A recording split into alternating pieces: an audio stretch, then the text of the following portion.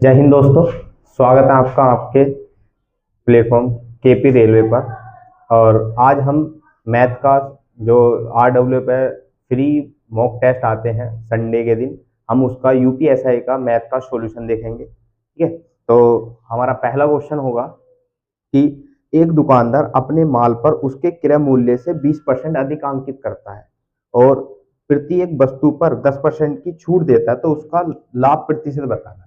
यानी एक दुकानदार है, माल उसका जो है 20% अधिकांकित करता है, तो 20% इस पर अधिकांकित कर दिया। ठीक है, तो ये हो जाएगा 120। अब एमआरपी, ये हमारा एमआरपी हो गया और ये हमारा हो गया सीपी। ठीक है, इस पर 10% की छूट देता है, तो इस पर 10% की छूट कितने की हो जाएगी? 120 पर 10% की अगर मैं छूट देखूंगा तो ये हो जाएगी 12 की छूट हो गई, तो यानी 12 घटा दूं तो 108। तो मुझे लाभ कितने का होगा? 8%, क्योंकि 8 का अंतर है 8/100, तो 8% का।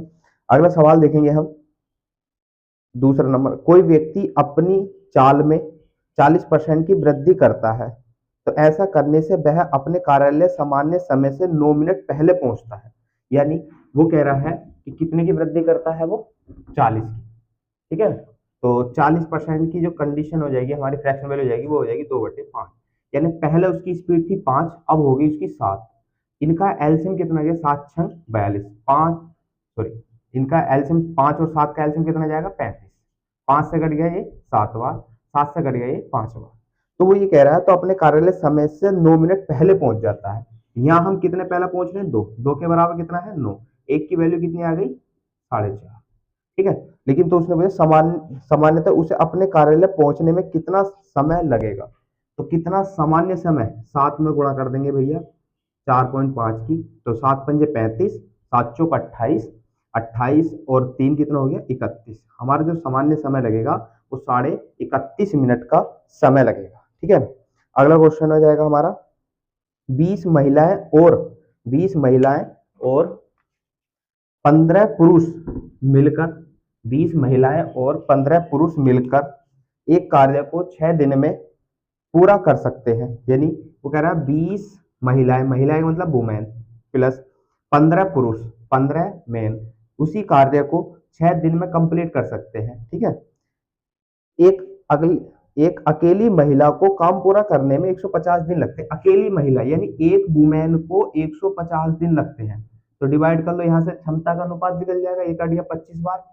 अब यहाँ पे ये 20 है, क्योंकि W एक तरफ है, हम W इधर ले आएंगे, तो ये 15M बराबर 25W में से 20 जाएंगे तो 5W बचेगा। 5 का ना 5, 5 या 15, तो इनकी क्षमता जो आ गई वो 1/3 आ गई। तो कुल कार्य निकालने के लिए मैं इस कोई सी भी वैल्यू इसमें रख दो। मान लो ये W है, या तो इसमें रख दो, या ये दोनों वैल्यू इसमें उठा कर रख दो, तो मैं ये 3 इसमें रख देता हूँ। तो कुल कार्य यानी 3 गुणा 150, ये कुल कार्य हो गया, हम गुणा नहीं करेंगे। ठीक है, अब क्या करना है? उसने पूछा कि एक पुरुष इसे कार्य को कितने दिन में करेगा, तो एक पुरुष की क्षमता कितनी है?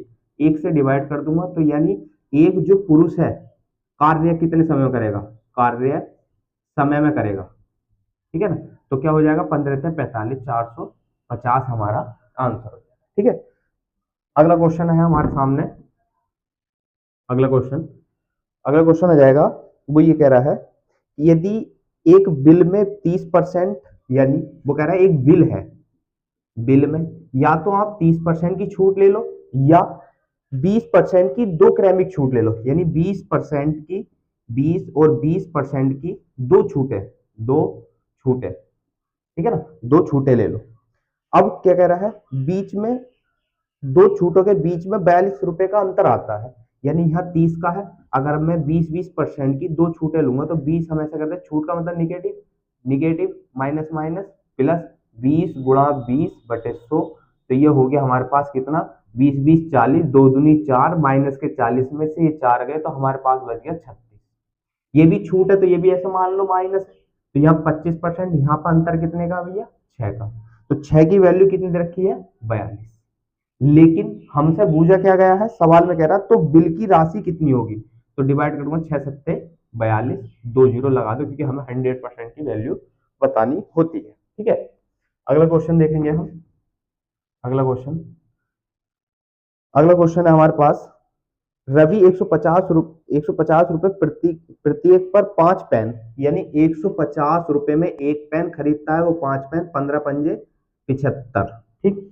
अगला क्वेश्चन कह रहा है 100 रुपए प्रत्येक पर 2 पेन, यानी 100 रुपए पर एक पेन खरीदता है लेकिन 2 खरीद कर लाया, कितने रुपए खर्च हो गया? 200।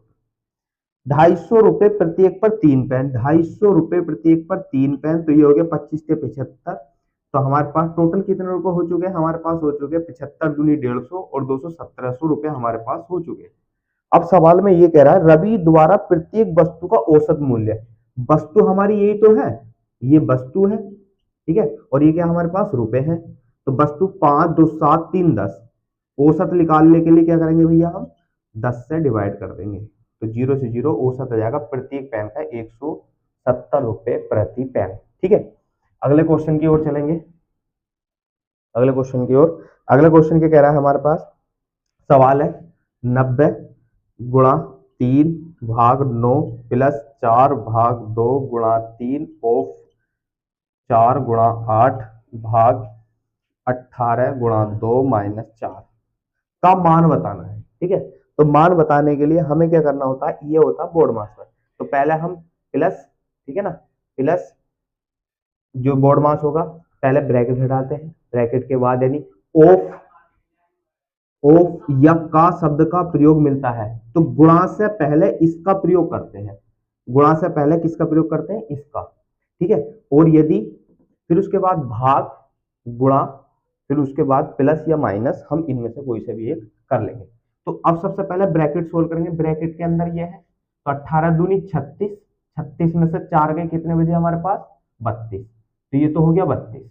अब उसके बाद यहाँ पे देखो ऑफ है इन दोनों के बीच में, ये तो गुणा होनी है सबसे पहले, लेकिन यहाँ पे सोल्व करके चलते पहले हम, क्योंकि 90 गुणा 3/9 प्लस 4 ऐसी, ये 2 इसके बटे में जाएगा, गुणा 3 ऑफ का मतलब गुणा का 4, यानी मैं डायरेक्ट गुणा कर सकता हूँ, 4 तिया 12, ठीक है, गुणा 8, अब यहाँ पे ये 32 बच जाता, 32 आ गया इसके बटे, 8 चौक 32, 4 तिया 12, ठीक है ना, 2 से ये 2 बार कट गया, 3 दूनी 6, ये 10 बार कट गया, 10 तिया 30 प्लस 3 दूनी 6, तो आंसर आ जाएगा हमारे पास 36। ठीक है ना, आंसर आ जाएगा हमारे पास 36। डन है। अगला क्वेश्चन देखेंगे। अगला क्वेश्चन है हमारे पास, किसी त्रिभुज का आधार उस वर्ग के परिमाप के बराबर है। मान लो कोई त्रिभुज हो जाएगा इस तरीके से। अब हम ये नहीं कह सकते त्रिभुज समकोण है किस तरीके का है, लेकिन त्रिभुज हम फिलहाल इस तरीके बनाते हैं और एक वर्ग है। इसका जो क्वेश्चन ये कह रहा है किसी त्रिभुज का जो आधार है, ये जो आधार है, ये जो आधार है उस वर्ग के परिमाप के बराबर है। वर्ग का परिमाप क्या होता है? 4 है, ठीक है ना, इसके बराबर है। यदि जिसका विकर्ण, यानी जिसका मतलब इस वर्ग का विकर्ण कितना है? 6√2 है, तो भुजा कितनी होगी? 6 6 होगी, तो परिमाप कितना हो जाएगा? 6 6 6 6, परिमाप हो जाएगा हमारे पास 24। तो यानी ए की वैल्यू तो हमारे पास 6 है, तो परिमाप हो गया इसका 24, तो परिमाप परिमाप जो निकल का आया इसका परिमाप इसका 24, तो आधार कितना निकल आया? 24, क्योंकि कह रहा है कि त्रिभुज का आधार वर्ग के परिमाप के बराबर है और इसकी ऊंचाई जो है, यानी इसकी का मतलब त्रिभुज की जो ऊंचाई है उस वर्ग की भुजा के बराबर है, उस वर्ग की भुजा के बराबर है जिसका क्षेत्रफल, यानी उस वर्ग की कह रहा है लेकिन इसकी नहीं, उसने एक अलग से कह दिया, उस वर्ग की भुजा के बराबर है जिसका क्षेत्रफल, यानी एक अलग वर्ग है और इसका जो क्षेत्रफल है, तो क्षेत्रफल होता है a² बराबर 144, तो यानी a बराबर आ गया 12, यानी इसकी भुजा कितनी होगी? ये तो ऊंचाई जो है उस वर्ग की भुजा के बराबर, तो भुजा है 12, ऊंचाई आ गई ये। अब क्या बताना है? इस त्रिभुज का क्षेत्रफल, तो क्षेत्रफल बराबर क्या होता है? 1/2 आधार गुणा ऊंचाई, तो 1/2 ऐसे आ गया, आधार 24 है, ऊंचाई 12 है, 2 से कट गया 12 बार, 12 12 होते 144, हमारा इसका आंसर हो जाएगा। ठीक है, आया समझ में? नहीं आया? अगला देखेंगे, अगला सवाल क्या कह रहा है। अगला सवाल है हमारे पास, 3 वर्ष पहले पति और उसकी पत्नी की औसत आयु जो थी 39 वर्ष थी। 3 वर्ष पहले पति और पत्नी की औसत आयु 39, यानी 2 की 39 है, तो दोनों का योग कितना हो जाएगा? औसत बराबर होता है पदों का योग बटे पदों की संख्या। ठीक है, तो 39 दूनी कितना हो गया? 78, यानी पति और प्लस पत्नी की जो योग हो गया 3 वर्ष पहले का, ये हो गया। तो वर्तमान माने के लिए 3 इसकी बड़ी होगी भाई, वर्तमान माने के लिए 3 इसकी और 3 इसकी, तो कितनी बढ़ गई भैया? 3 और 3 6 और बढ़ गई, तो ये कितनी हो गई? 84 हो गई वर्तमान। इनकी आयु जो हो गई है वर्तमान आयु 84 हो गई। लेकिन अगर 2 वर्ष बाद, यानी अब से वर्तमान से 2 वर्ष बाद पति पत्नी और उनके बच्चे की औसत आयु, यानी अब सदस्य कितने हो गए? 3 की औसत आयु 34 वर्ष है। 34 या 102, लेकिन ये कब है? जब 2 साल बाद। तो 3 सदस्य हैं, एक तो पत्नी, पति प्लस पत्नी प्लस बच्चा। ठीक है, लेकिन अब 2 इसकी कम कर दूंगा, 2 इसकी कम कर दूंगा, 2 इसकी वर्तमान में आने के लिए, तो 2 2 4 2 6, 6 घटा दो इसमें से, वर्तमान में जाऊंगा तो ये बच गई कितनी हमारे पास भैया? 96। तो वो कह रहा है बच्चे की वर्तमान आयु बताओ, तो 6 और 6 कितना हो गया भाई? ये भी वर्तमान आयु दोनों की पता है, क्योंकि इन दोनों की आयु हमें पता है 84 है, और बच्चे की निकाल लिया, तो 84 इधर जाके घटा दूंगा तो कितना बच जाएगा? 12 हमारे पास इसका आंसर आ जाएगा। ठीक है, अगला क्वेश्चन, किसी वस्तु को 12.5% की छूट पर बेचने के बाद भी 15% का लाभ होता है। अब एक बात तो, छूट हमेशा एमआरपी पर दी जाती है। क्या क्या चीज होती है? एक तो सीपी होती है, ठीक है, और एक एसपी होती है, एक एमआरपी होती है। ठीक है, एमआरपी जो वस्तु का अंकित मूल्य लिखा जाता है वो, और एसपी जिस पर वस्तु बिक जाती है, और सीपी होता है जो लागत मूल्य होता है जिस पर कोई वस्तु बनकर रेडी हुई होती है। अब हमें छूट देनी है, तो वो कह रहा है 12.5%, तो 12.5% की फ्रैक्शन 1/8, यानी 8 उसका एमआरपी थी, 1 की छूट 7 की हो गई। अब बाद भी उसे 15% का लाभ होता है, लाभ किस पर होगा? सीपी पर, तो 15% की फ्रैक्शन वैल्यू कितनी हो गई? 3/20, 20 की वस्तु थी, 3 का लाभ, तो कितनी की होगी? 23 की। पड़ोसी की हेल्प पड़ोसी कर देगा, 23 7। अब सवाल क्या कह रहा है? वस्तु का अंकित मूल्य उसके क्रय मूल्य से लगभग कितने प्रतिशत अधिक है? अंकित मूल्य क्रय मूल्य से कितना अधिक है? तो इसकी गुणा कर दो, 8 या 24, 8 दूनी 16, 16 और 2 18, और इसकी गुणा कर लो। इसकी करने की जरूरत नहीं क्योंकि हमें एसपी पूछा ही नहीं गया है, तो 7 दूनी 14, 140। अब कितना ज्यादा हो गया? 44, कितने पे? 140 पे, गुणा 100, 1 जीरो से 1 जीरो, तो ये हो गया, ये 14 से डिवाइड करा, 14 तिया 42। ठीक है, कितना बच गया? 2 20 31, 14 का ना 14, 8 बच गया, पॉइंट लगा दिया, 14 पंजे 70, यानी लगभग लगभग लगभग 31.5% हमारा इसका आंसर आ जाएगा, लगभग। ठीक है, अगला क्वेश्चन, अगला क्वेश्चन क्या कह रहा है? अगला क्वेश्चन कह रहा है नल ए एक टैंक को 40 घंटे में, नल ए 40 में और बी 50 में किसी टंकी को भर सकते हैं। दोनों नलों को एक साथ खोल दिया जाता है, कितनी देर बाद नल ए को बंद किया जाए? ये कितना है हमारे पास? 50। इनका एलसीएम कितना आ गया हमारे पास? 200। 5 बार 4 बार नल ए को बंद करने के लिए बोला है, कितने समय बाद, जिससे कि टंकी 25 घंटे में भर जाए। इसका मतलब जो बंद हुआ उसे भूल जाओ, इसका मतलब 25 घंटे तक कौन चला? बी चला, तो 25 घंटे तक चला ना, 25 चौका 100, 100 तो भर गया, बचा कितना? 100 ही बचा। अब वो कह रहा है यानी ये तो शुरू से लेकर 25 घंटे तक चला, तो इसे इसने जो भरा है, ये 100 जो भरा हुआ इसने तो भरा हुआ है ना, 5 से डिवाइड कर दे, तो 20 घंटे बाद बाद बंद करना है, बंद। इसमें 2 शब्द होते हैं, एक तो कितने समय बाद बंद करना और एक कितने समय पहले बंद किया गया। अगर पहले की बात करता, पहले कितने समय पहले बंद किया गया? 25 घंटे में टंकी भरी थी, 20 घंटे तक चला, तो 25 माइनस 20, तो 5 आंसर आता फिर। ठीक है ना, ये छोटी छोटी मिस्टेक है, हम कभी कभी एग्जाम में नुकसान दे जाती है हमें। ठीक है, अगला देखेंगे, एक आयत का परिमाप 80 है, आयत का परिमाप 80 है। परिमाप यानी कोई आयत है, इसका परिमाप क्या होता है? 2 भार एल प्लस बी, लंबाई लंबाई चौड़ाई बराबर 80, तो डिवाइड कर दूंगा, एल प्लस बी कितना आ गया? 40। फिर कह रहा क्षेत्रफल, क्षेत्रफल क्या होता है एल वी, कितना होता है 375। तो कह रहा आयत की लंबाई और चौड़ाई में क्या अंतर है, आयत की लंबाई और चौड़ाई में क्या अंतर है। लंबाई और चौड़ाई देखो, अगर हम वैसे ही करना चाहें कॉमन सेंस है, जैसे कि हम अपने माइंड में फैक्टर सोच ले तो अच्छा ही है, और वरना तो अलग तरीके से भी सोच लेंगे। अब ये कह रहा है जोड़कर तो 40 आना चाहिए, गुणा करके कितना चाहिए 375। तो 25 और 15, 25 और 15, 25 15, 25 15 कितना हो गया 375। यानी योग तो हो गया 40 और गुणा करके देखूंगा तो कितना आ रहा है 375। तो इसका अंतर पूछा तो अंतर कितना आ गया, इसका 10 का अंतर आ गया। लेकिन अगर हम ऐसा नहीं करें तो एक फॉर्मूला होता है एल प्लस वी का होल स्क्वायर बराबर, जो फॉर्मूला होता है एल माइनस वी का whole square minus sorry plus 4 A L plus, ये हमारे पास फॉर्मूला होता है एल प्लस बी का होल स्क्वायर बराबर एल माइनस के बी, क्योंकि अगर हम इसका फॉर्मूला खोल देंगे एल स्क्वायर प्लस के बी स्क्वायर माइनस के 2 LB और प्लस के 4 LB, ठीक है। तो यहाँ से एल स्क्वायर प्लस के बी स्क्वायर और ये बच जाएगा प्लस के 2 LB, तो ये इसके बराबर हो गया कि नहीं हो गया। तो हम ये वाला फॉर्मूला लगा देंगे, यहाँ पे वैल्यू रख देंगे, हमें पता है किसकी, इसकी वैल्यू कितनी है एल प्लस बी 40, तो 1600 हो जाएगा बराबर, ये हमें निकालना है, अंतर बताना ही है, प्लस 4 गुणा 375, इसकी गुणा करके इधर घटा देंगे, इस पर फिर रूट निकालेंगे, ठीक है। तो ये हो जाएगा हमारे पास। अगला क्वेश्चन देखेंगे।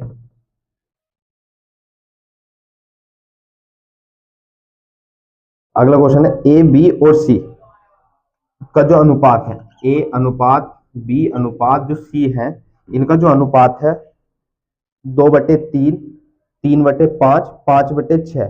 तो मैं यानी ये 2/3 अनुपात 3/5 अनुपात 5/6 के अनुपात में पूंजी का निवेश करके साझेदारी करते हैं 8 महीने बाद। यानी अब पहले इनका एल्सियम देखो, 3, 5 और 6 का एल्सियम 30, तो 30 की गुणा इसमें कर दूं, 30 की गुणा इसमें कर दूंगा, 30 की इसमें, तो 3 से कट जाएगा 10, 10 दूनी 20, इनका एल्सियम आ गया 30, तो 3 से 10 बार, तो 10 की गुणा इसमें कर दी 20 हो गया, अनुपात 5 से कटे 6, 6 18 हो गया, ठीक है। और 6 से 5 बार, 5 पंजे 25।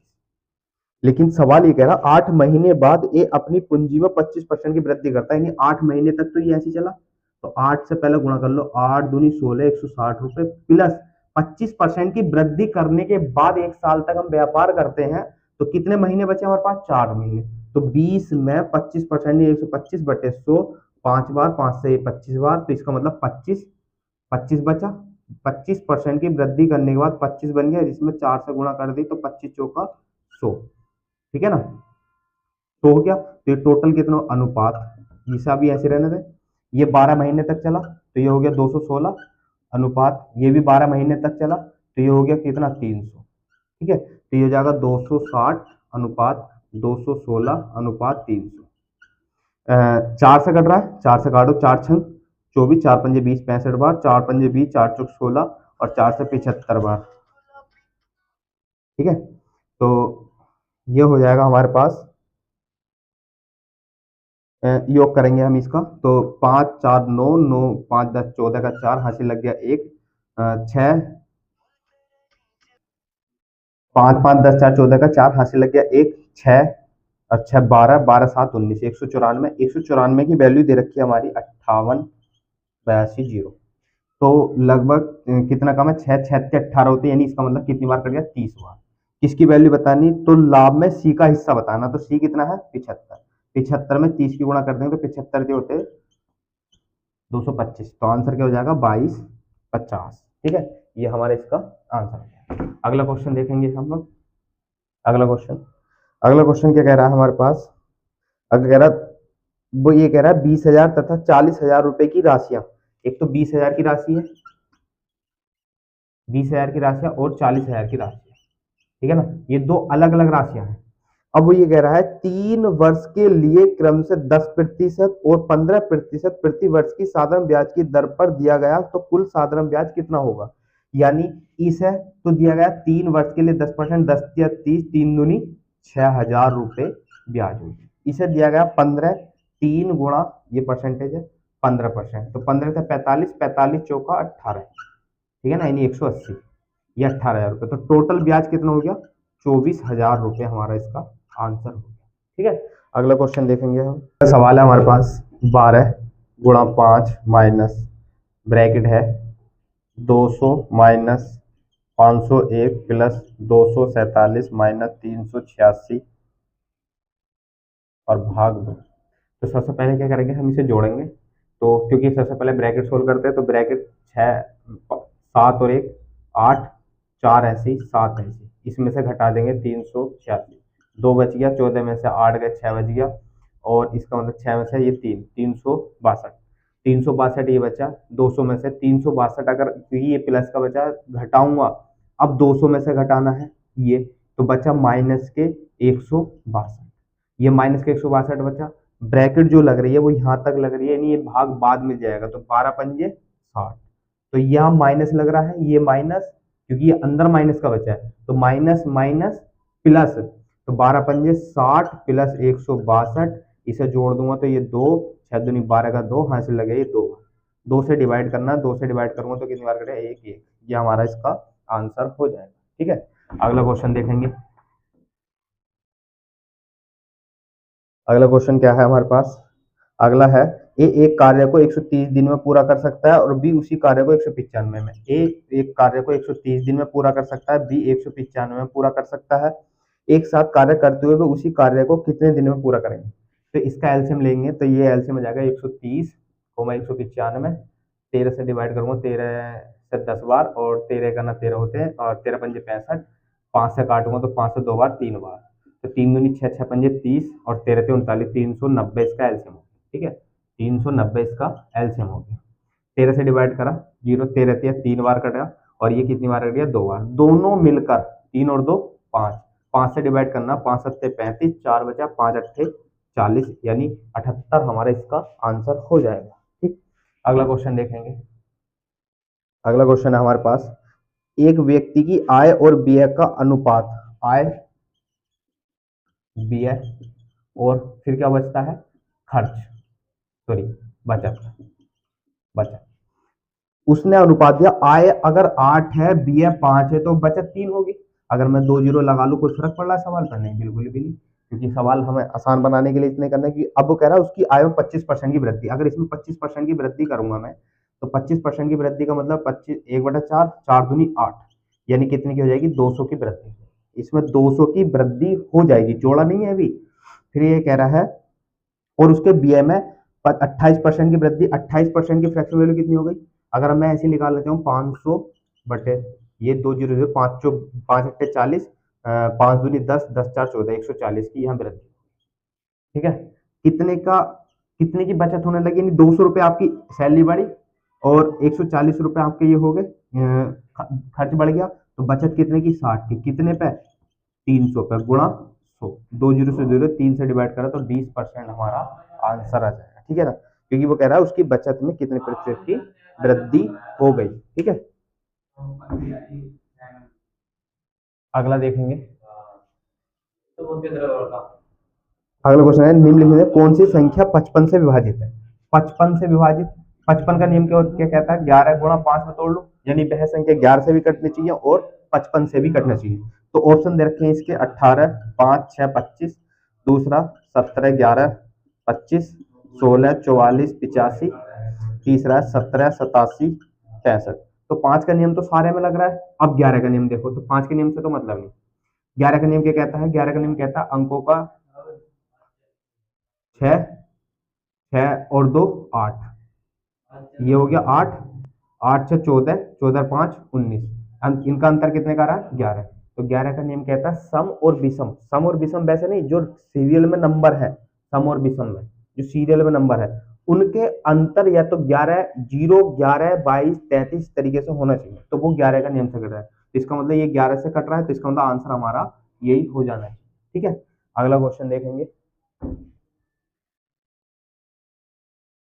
अगला क्वेश्चन कह रहा है, जब विक्रय मूल्य पर गणना की जाती है, विक्रय मूल्य पर यानी किस पर, एसपी पर गणना की जाती है, तो किसी वस्तु को बेचने पर लाभ प्रतिशत 25% होता है, सीपी, तो 25% का लाभ होता है, यानी 25% की फ्रैक्शन वैल्यू कितनी होगी, 1/4, यानी 4 था, 25% का लाभ हुआ होगा, तो इसका मतलब 1 कम, यानी ये 3 हो गया, 3 सीपी होगा, तभी तो 4 बेच के 25% का लाभ, तो वो ये कह रहा है। तो सीपी पर कितने प्रतिशत का लाभ हुआ, एक का कितने पे, 3 पे गुणा 100, तो डिवाइड कर दूंगा तो 33 सही 1/3% मेरा आंसर बन जाएगा। अगला क्वेश्चन देखेंगे।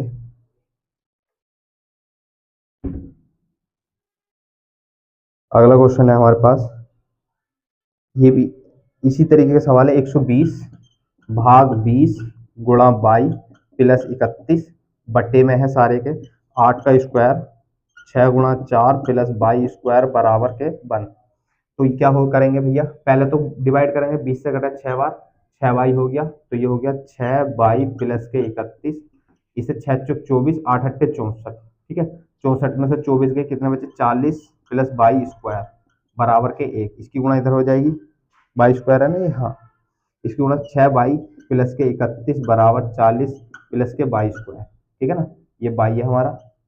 तो अब ये पोर्शन में सारा इधर ले जाऊं तो हो जाएगा हमारे पास बाई स्क्वायर माइनस के 6 बाई, और ये प्लस का इधर जाएगा माइनस के, तो माइनस के 9 बराबर 0। अब इसके हमें यहाँ से करना बाई का मान निकालना है, तो क्या करेंगे भैया, इसके फैक्टर कर ले,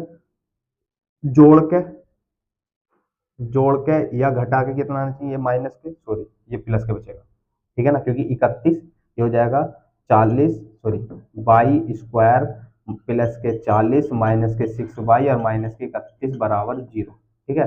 तो 40 में से 31 गए, जोड़ गुणा करके तो 9 आना चाहिए, जोड़ के घटा के कितना आना चाहिए 6, तो मैं कह दूं 3 गुणा 3, 3 तिया 9, माइनस माइनस कर लूं, 3 तिया ये हो जाएगा, तो यानी 22 माइनस के 3, इसका फैक्टर हो जाएंगे हमारा 22 स्क्वायर माइनस के 3 बाई माइनस के 3 बाई प्लस के 9 बराबर 0।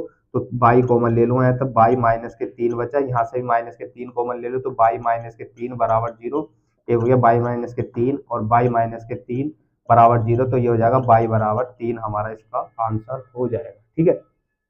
अगला क्वेश्चन देखेंगे। अगला क्वेश्चन है,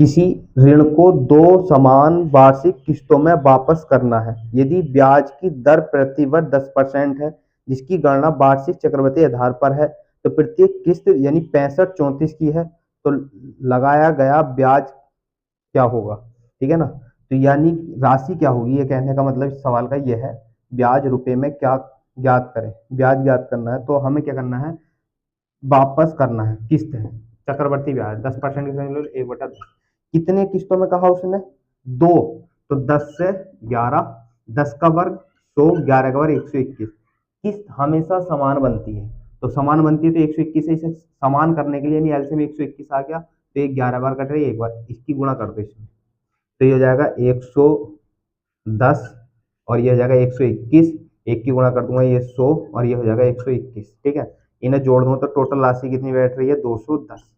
जब 210 राशि बैठ रही है, प्रत्येक किस्त की वैल्यू दे रखी है उनने, तो ये दे रखी है हमारी 65 3 4, 11 से काट दू 11 बार, 11 से काट दिया, 11 पंजे 55, 10 हो गया, तो 11 नम 99, 11 चौक 44, फिर 11 से काट दो, 11 पंजे 55 और फिर 11 से डिवाइड कर दूंगा, कितना बच गया 4, 11 चौक 44। राशि देख लेते हैं, तो राशि हमारे पास आ जाएगी, ये आ जाएगी राशि, गुणा कर लेंगे 54 की, तो 0 21 चौक 84 और जी 21